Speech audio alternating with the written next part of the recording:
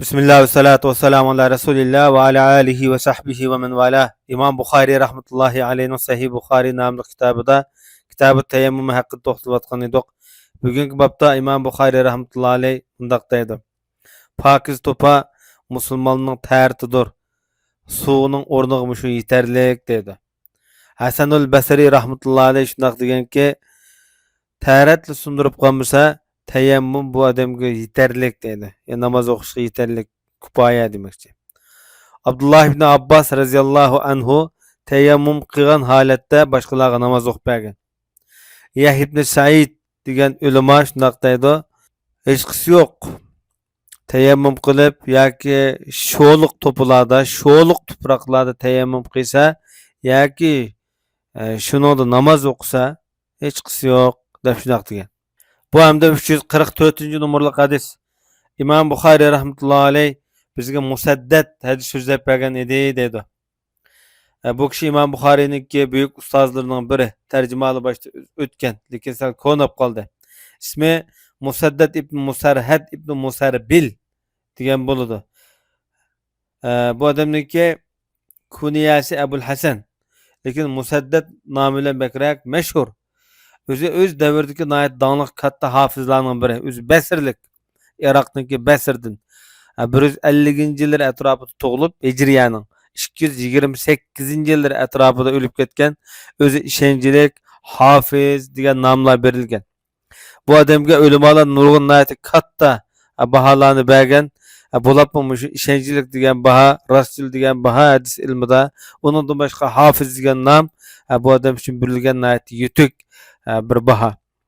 Bu odamniki nihoyat nurg'un ustozlar bor. Shogirdlari nihoyat ko'p. İmam Abu Davud shogirdi, İmam Bukhari shogirdi masalan, Muhammad ibn Yahya az-Zuhari shogirdi, uningdan boshqa. Bu odamniki hadis ilmiga qo'shgan tuhfasi nihoyat zo'r. Buxoriyning o'zidan 377 dona hadisi bor. Abu Davudda 508 dona hadisi bor. Demak, hadis ilmiga shunda zo'r tuhfalarni qo'shgan buyuk alloma demakchi. Bu kishi deydi, menga Yahya ibn Said hadis so'zlab bergan edi deydi. Bu Yahya ibn Said ibn Farruh degan kishi yoki Yahya ibn Said al-Qattan nomi bilan mashhur bo'lgan o'z davridagi donliq katta muhaddislarning biri. Hafiz, ishonchlik, imom degandek bunda büyük nomlarga erishgan. Bu kishiningki tug'an joyi Iroqniki Basradan 120-yili tug'ilib, 198-yili o'lib ketgan. Basrniki nihoyat katta, o'zi puxta, ishonchlik hadis ulamolarininki biri. Hamda hadis ulamolari bu kishiga baho bergan vaqtida nihoyat katta, büyük baholarni bergan. O'z zamonining katta zohidlaridan biri edi. Taqvodor, aqlliq, hofiz, nihoyat kallis o'tkir, fazilatlik, diyonatlik, ilmdor edi. Iroq ahliga hadis yo'lini sizbergan odam edi degandek nihoyat katta nomlarni bergan.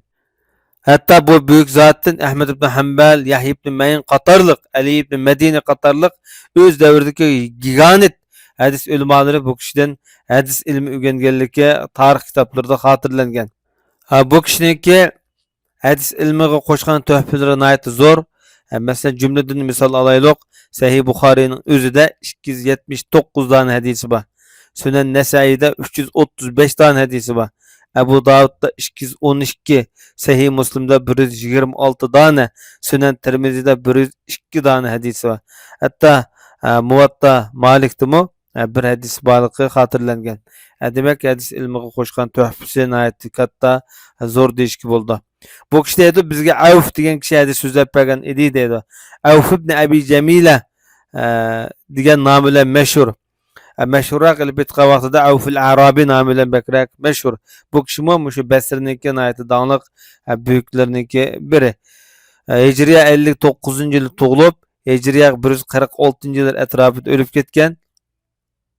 Bu kishiga hadis ulamolari baho bergan vaqtida ishonchlik, mazmut odam edi deyilgan.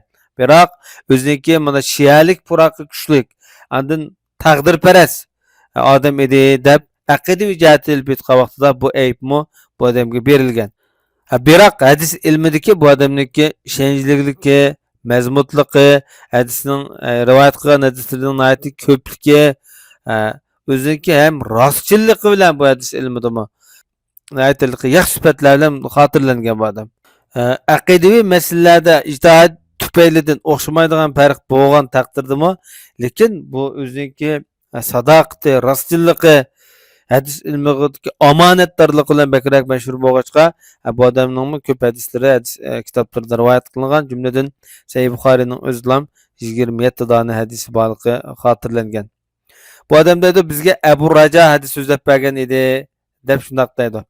Abu Rajaniki ismi Imron ibn Milhan, lekin Abu Raja degan kunyasi bu odamniki. O'zimi Besirning nihoyat donliq ulamolardan biri Hijriya 11-yillardan sal burunroq shu atrofda tug'ilganligi xotirlangan. Umar ibn Abdul Azizning zamonasida o'lib ketgan deyiladi. Bu odammi nihoyat uzun umr ko'rgan, ishonchli hadis ulamolarning ichidagi katta buyuk allomalarniki biri. Hamda Janob Rasulullohning zamonasida yashagan bo'lsa-mu, lekin payg'ambarimizni ko'rishga muyassar bo'lolmagan. Biroq o'zing hadis ilmida keyin ishonchlik degandek taqvodor edi degandek bunda buyuk nomlarga bu odam erishgan. Ham o'zining buyuk fazilatlaridan Oysha onamiz bilan to'gi voqeasiga Hazrat Alining zamonasiga mashhur urushga qatnashgan shu Rasulullohning oila tavobatini aytib hurmatlab qadrlaydigan buyuklarniki biri. Bu zotning hadis ilmi qo'shgan tuhfalari nihoyat zo'r. Mesela Buxariyning o'zidan 26 dona hadisi var. Sahih Muslimda 10 dona hadisi var. Tirmiziyda 5 dona hadisi var. Demek 1900 yılınızda mush adamning nomida o'qilayotgan mush hadislar rivoyat qilinib kelyapti. Mush adamga Alloh xolisa inshaalloh ajr bo'ldi degan gap bu. Bu kishi hamda Imron degan kishi rivoyat qilyapti. Bu Imron ibn Husayn al-Khuzai, arablarning mush dongli Khuzai qabilasidan bo'ladi bu odam. Abu Najayd nomi bilan mashhur Basra, Kufa qatorliq jutlarda shu yerda yashagan. 52-yillarda o'lib ketganligi xotirlangan. Bu odam hamda sahoba Payg'ambar sollallohu alayhi vasallamning zamonasida shu Xaybar g'azoti yuz bergan yilnilsa, ya'ni Hijriyaning 7-yillari atrofida musulmon bo'lib, Rasulullohga sahoba bo'lish sharafiga erishgan nihoyat fazilatlik buyuklarning biri. Hamda sahobalarga baho ketmaydi. Bo'ldi sahoba degandekillam xolos, buni ishonchlikda, fazilatlikda degandek bundoq boshqa keyingi raviylarga berilgan nomni berib yurmaymiz. Allohniki aqlishiga erishgan, Allohning mamnunligi, roziligiga erishgan buyuklar bu. Bu zot Payg'ambar sollallohu alayhi vasallam nomidan nurg'un hadislarni ko'p rivoyat qilgan, payg'ambarimizdan nihoyat uzun yil g'azot qatnashgan zatning biri. Makka fathi bo'lgan yilni esa o'ziniki qavmi qabilasi Xuza qabilasiga bayrog'ini ko'targan bayroqlar bu odam urushda, jangda. Bu odamniki ko'p hadislar rivoyat qilingan. Masalan, Buxoriyning o'zida 31 dona hadisi borligi xotirlangan. Sahih Muslimda 38 dona hadisi bor. Sunanun Nasaiyda 44 hadisi bor. Abu Davudda 35 dona hadisi bor. Demak, bu buyuk allomami, sahabimi nihoyat zo'r ilmiy jihatdagi tuhfalari bilan bizga nom iz qoldirib dunyodan ketgan kattalarning biri. Bu zot hadisni rivoyat qilib bundoq deydi-da, biz Janobi Rasululloh bilan bir safarda bo'lgan edik deydi. Kechida yo'l yurib, hatto shu kechining oxirida bir tushkun qildik deydi. Uningdek sho'rin tatliq bir tush bo'lmasin, ya'ni uxlab qoldik deydi. Pokkut ixtiyorsiz holatda tushiblam, uxlab qoldik demoqchi-da. Buni musofirga nisbatan buningdan tatliq tushkun bo'lmasi kerak. Biz shu uyquchilikda uyg'lagan peti bizni quyoshning tivi uyg'otibdi. Quyosh ko'tarilib ketibdi, ya quyosh chiqibdi deydi. Tunji qatim uyg'ongan kishi palani, pistani va qizlar. Ondan Ömür ibn Xattob 4-inchisi bo'ldi bu yerda.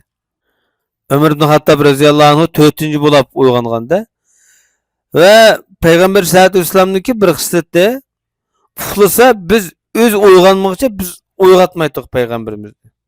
Chunki payg'ambarimizning uyqusida qanday ahvollar yuz beradiganligini biz bilmaymiz. Masalan, vahiy kelamdi degan o'xshaydi. Ondan Ömer ibn Xattob roziyallohu anhu uyg'onib butun xaloyiq kishilarga bu yetgan bu ahvolni ko'rib, ya'ni Bomdat okuyamaganlıktan bu sıkılgan haletde bu. Avazlık caranlık avazını dolap Allahu Ekber, Allahu Ekber, Allahu Ekber dep tekbir etti. Bu adam güçlüngür adam edi de. Bu kişinin avazı bilen Cenab-ı Resulullah oygunup gitti.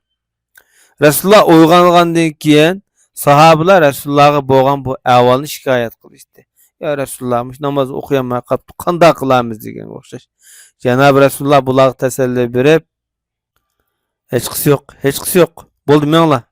Meňla çatak yok, meňla dep. Hemme hak Resulullah'mı orundan kozgaldı da. O desep uxlap qalgan yerden uzak bolmagan jaýga berip şu ýerde yana düşkün kılıp şu ýerde toktudy. Täret elаңlar dep özümü täret süç ekildirip täret oldu. Namazga azan etildi. Kişiler şu wagt namaz okupadı. Namazdan bika olap qarsa bir adam ayrım tuğudak kişilerle namaz okumay. Cenab-ı Resulullah depdi. Pustanaxon bu nimiş ki bu cemaatle birle namaz okumadılar. Nim boldular depdi de. Sonra bu adam cevap verip ya Resulallah ben junup bulap kaptı su yok dedi. Degendikin Peygamber sallallahu aleyhi ve sellem bir pakiz topuda tayammum kılsan bolu demesmi şu yeterlilik sizlige dep şundak degen. Anda Peygamber sallallahu aleyhi ve sellem yanı yolu yürüp madı. Kişiler şu jarayanda Resulullah'a şikayet kılıp ya Resulullah usap ketdik. Degendikin derhal koşunda toxtup palanne bunu Ebu Raca dep bergen lekin bu Avf unutup kaptı dep ýa-da bir adamny. Ve elini çakadı. Demek iki adamını çakadı. Birisini unutup kaptı ravi. Ama elini unutup kalmaptı. Degeni ki Peygamber sallallahu aleyhi ve sellem meňle su tepkilanlar dedi. Bu işkeylen şu yürüp ketdi su tapqıly.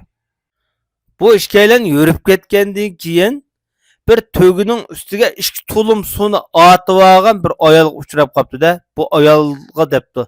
Bu suny näde ekkeldiňiz? Näde bar bu su depdi de. Degeni ki bu ayal cevap berip men bu suny tünigen muşta wagtda elip mangan akamda saklap tuğan meniki ailem ba depdi. Yani demek bir günlük yol demekçi demiş edin. O işkelen bu ayalga depdi ki yürüň undakda. Näge barma depdi de. O işkelen depdi. Peygamber sallallahu aleyhi ve sellem'e gaşyk barmaz digendikin. Eli kız sabi olap ketken adam şuma depdi. Bu hem de müşrik ayal tıkmaydı. Sabi digen dindin çıketken yani atı boğusundan dindin yenivaga adam şuma demekçi de. O işkelen depdi. Sizin aş maksat kıygınız şu dep. Yürüň depdi. Bu işkelen bu ayalını elip Cenab-ı Resulullah'ın huzuruna elip kepdi. Bu işkelen Peygamber sallallahu aleyhi ve sellem'e bu boğan vakalykyny sözlep bergendikin Peygamberimiz depdi de suny tögüden düşürüňlar. Peygamberimiz kaç ekilanıl dep o kaçıga o tulumnyň agyzyny su kuyupdy. Hem bu yerde iki çini sunu kuyuvaganızda ağzını itip, çın bağlap, tövenki ağzını kuyuvetti. Bu yerde hem de tulumdan kişi cümegdeki ornu oldu. Adırak sunu azden ilip şiltidiganda. Yani kişi ağzını kuyuvetti de. Kişilerini çakırıp, suğurunla, işçi ulunla, dep halyga adam işti, ulaglaryny sugurup aldy dedi de. Şu demek bu şerýanda sugagan, içken. Şu boldoň şu neme qys kıldy da. Ahyrda heli junup bulap kalgan heli namaz okumaga adamga bir kaç su berildi. Yani bir kaça digen bizi kiçik bilinip kalmasa yani bir soğa su berildi de. Berip masunu özenge koyup gusl kılıp aldı de. Az sonu ilgisi ayal karap turdu. Bu sularımı kanda kılıdığan emde. Ezbiray Huda o sudun hemmimiz toxtudoq. İşidiğinimiz içip, juyunduğunimiz juyunup, ulaqlarımızı soğurup toxtudoq. Hatta qarsak, eylik işki tulum deydi. Texim bekerek, aval qıdımı bekerek, liqtek görünüp ketdi deydi. Peygamber sallallahu aleyhi ve sellem şunundan bu ayal bir binasi jıqpırınla dedi. Bazı ecu xoma, on, talqan, ayşliq bir näslerini yığıp bir kiyimnin içige hemen toplap koyap tögüsü atıp berdi. Eliqi yüktaqa yemek içmek var kiyimni yoki dostqanni oldiga koyap o ayalga mundaq dedi. Suyuňyzdan hech qanday bir kim etip etmedik. Bizni bu ýerde sugagıçy fakat Allah dedi de. Andın Bu ayol oila tavobatının qishiga kelib, shu orliqda sal biroz kechikdi hamda orliqda. Vaqt o'tib ketdi-da. Ular dediki, "Bu nima ish bunchalar kechikib qolsiz?" degandan bu ayol ajoyib ishni ko'rdi. Bir ishga mushqab qilib, meni Sobi deganimni qishiga olib bordi. Manda ishlarni qilyapti.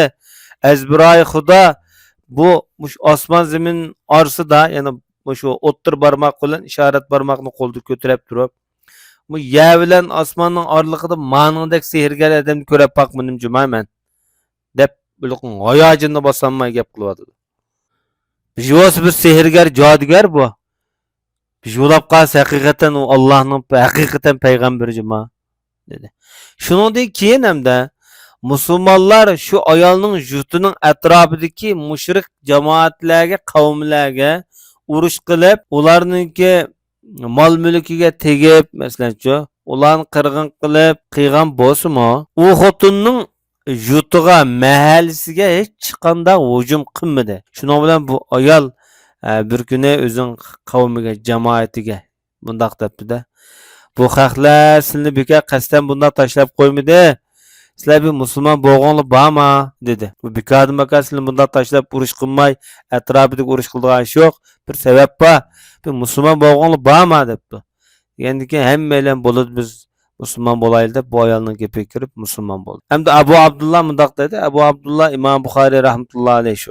Sobi'a degan gap bir dindan boshqa dinga chiqib ketganda sabab deymiz. Abul Aliya degan kishi dedi va Sobi'in degandiki ba'zi nusxada Sobi'un deb kelgan Qur'oni Karimda. Bu ahli kitoblarniki shu Zabur o'qiydigan bir qismi deyilgan. Demak bu arablarda sab'a ma'nosi bir dinni tashlab yana bir dinga kirib ketgan odamni sab'a deb tasvirlagan. Endi bugungi kunda bu Sobi'in qavmi hozirmi shu Falastinda yashaydi bular. Keyingi mezgillarda bular ayrim bir jamoat, ayrim bir firq bo'lib, islom dunyosida o'ttir sharqda o'xshamaydigan bir dinni ijod qilib, o'ziga xos bir madaniyatni tashkil qilgan. Bular shu Falastinda, Isroilda yashaydi. Ham tuvandagi babda Imom Buxoriy rahmatullohi alayhi junub bo'lib qolgan odam kasal bo'lib qolishdan, ya o'lib ketishdan, yoki ussizlikdan ensirgan odamlar tayammum qilsa bo'ladi dedi. Shuni bo'lib qoldi, men kasal bo'lib qolamanmi, og'rib qolamanmi, junsam deb ensirsa, tayammum qilsa bo'ladi dedi. Umar ibn As radhiyallohu anhu so'q kechalarda junub bo'lib qolganda tayammum qilib, tuvandagi oyatni o'qigan. O'zingni hilokatga tashlamang, o'zingni o'ttamanglar, Alloh sizlarga mehribondir degan oyatni o'qib, tayammum bilan boshqalarga namoz o'qib bergan. Payg'ambar sallallohu alayhi vasallamga bu safardan qaytib kelgandan keyin bu avvalni tushundigan vaqtida Rasululloh bu yerda hech nima demagan, qoyimgan. Demak, Imom Buxoriy rahmatullohi alayhi bu babda 3 xil illatni da'vatida tayammum qilishga durust 3 xil holat. Biri kasallikdan qo'rqsa yoki sovuq suvda o'lib ketishdan ansirsa va yoki shu suvni tarat ilvatsa, keyin usab ketadigan avval bo'lib qolsa, ya ulug' usab ketadigan yoki o'zi usab yoki oilasi bolalar usab ketib suvsiz qoladigan ahvollab qolsa, bu adam tayammum qilsa durust dedi. Bu hamda 345-numurli hadis. Imom Buxoriy rahmatullohi alayhi bizga Bishr ibn Xolid degan kishi hadis so'zlab bergan edi deydi. Bu Bishr ibn Xolid al-Askari nomi bilan mashhur bo'lgan Basrning nihoyat donglik buyuklarining biri 255-yili o'lib ketgan. O'zi nihoyat ishonchli kishi deb ta'riflangan. Hadis ulamolarining nazarida ishonchli shayx edi, hofiz edi. Degandek bu odamga bu nihoyatda yaxshi baholar berildi. Bu kishiniki shu hadis ilmiga qo'shgan tuhfalaridan Sahih Buxoriyning o'zida 13 dona hadisi bor, Sunan Nasai'da 18 dona hadisi bor, Sahih Muslimda 5, Abu Davudda 3 dona hadis borligi xotirlangan. Bu kishi nihoyatda buyuk Allohninki biri. Chunki Imom Buxoriyning ustozi, Abu Davudning ustozi, Imom Muslimning ustozi, Imom Nasai'ning ustozi bo'ladi. Bu zot deydi bizga Muhammad hadis so'zlab bergan edi deb shunaq deydi. Muhammadningki laqami G'undur, boshda o'tgan bo'lishi mumkin. Bu kishi nihoyat donglik hofizlarning biri. O'sha Basrniki donglik buyuk muhaddislari. 192-yillari yoki 93-yillar mush atrofda o'lib ketgan. O'zi nihoyat ishonchlik muhaddis deb ta'riflangan. O'zining ham taqvolik bilan nihoyat mashhur. O'zining hayotida shu 50 yil bir kun ro'za tutib, bir kun eg'iz ichib, 50 yilni mushta davom ettirgan bir taqvo bir zot deb deyilgan. Hamda hadis ulamolari bu kishiga O'zinki kitoblari yoki yozgan narsalari to'g'ri, ishonchli edi. Hadis ilmida mazmut odam edi. Degandek bu kishiga mana yaxshi baholar berilgan. Bu kishidan hadis rivoyat qilgan kishilar ko'p. Bu kishining ustozlari mana lekin hamda hadis ilmida mush odamning nomidan qoldirilgan hadislar ko'p bo'lib, Sahih Buxoriyning o'zida 146 dan hadisi bor. Mush kishining Sahih Muslimda 279 dan hadisi bor. Undan boshqa hadis kitoblarida bu odamniki nurg'un hadislari bor. Demak, bu odamniki hadis ilmi qo'shgan tuhfasi zo'r deyishga bo'ldi. Bu odam deydi bizga Shu'ba hadis so'zlab bergan edi. Shu'baning tarixi o'tgan. Bu Shu'ba degan kishi Sulaymondan hadis rivoyat qilyapti. Bu Sulaymon ibn Mihron yoki Sulaymon al-A'mash degan kishi shu. Bu kishining tarjimaligi boshda o'tib bo'lgan. Bu kishi ham Abu Wa'il degan kishini hadis rivoyat qilyapti. Abu Wa'il bo'lsa kunyasi. Lekin amaliyotda bu kishining ismi Shaqiq ibn Salmat al-Asadi nomi bilan mashhur. Hijriyaning 1-yili tug'ilgan, 82-yil o'lib ketgan. Payg'ambarimizningki zamonasi tug'ilgan bo'lsa-mu, lekin Rasulullohni ko'rish sharafiga erishamagan. Shu davrda musulmon bo'lgan, lekin Rasulullohni ko'rish sharafiga erishamagan, sahoba bo'lmagan. Bu kishi mana doniq muhaddislarniki biri. Chunki nurg'un sahobalarni bu odam o'qigan, payg'ambar sollallohu alayhi vasallamdan keyin payg'ambarimizningki sahobalarda ko'p bilim olgan. Bu kishi ayni vaqtdagi mush Najd kishilari murtad bo'lgan vaqtida payg'ambar sollallohu alayhi vasallam o'lib ketgandan keyin bu odamning qavmi murtad bo'lib ketgan, dindan yenib ketgan. Shu vaqtida bu odam 11 yosh ekanda, 11 yosh Xolid ibn Valid qo'g'lab mangan vaqtida shu Bani Asad jamoatini qabilasini bu shu vaqt qochgan ekan. Biroz cho'ng bo'lib aqliga kelgandan so'ng Madina qaytib kelib, Madinada mush Qur'on o'rganib, Rasulullohning sahobalarni o'qib, hadislarni anglab, qaytadan o'zini yetildigan bir buyuk zot. Hazrat Ali deymiz, Hazrat Osman qatorli xalifalar davrida, Abu Bakr Siddiq, Hazrat Umar roziyallohu anhu davrida shularni ko'rgan, shularniki huzurlarda, xizmatlarda bo'lgan. Hatto Umayyavlar jamoati huquqni qo'lga olgandan keyin bu odamni Kufada Umayyavlarniki maxsus iqtisod jihatdan shu davlatningki ambasiga mas'ul bo'lib iqtisodni tutgan odam bu. Bu kishi Hajjaj ibn Yusuf Saqafiyniki davrida 82-yil o'lib ketganligi xotirlangan. Bu kishining nurg'un hadislari bor. Jumladan chunki ko'p sahobalarni o'qigan. Umar ibn Xattob, Usmon ibn Affon, Ali ibn Abu Talib, Ammar ibn Yasir, Muad ibn Jabal, Abdullah ibn Mas'ud, Abu Darda, Abu qatorliq Aisha onamiz ko'p sahobalarni o'qigan. Bu kishida o'qiganlar ko'p kishilar bu kishida o'qigan.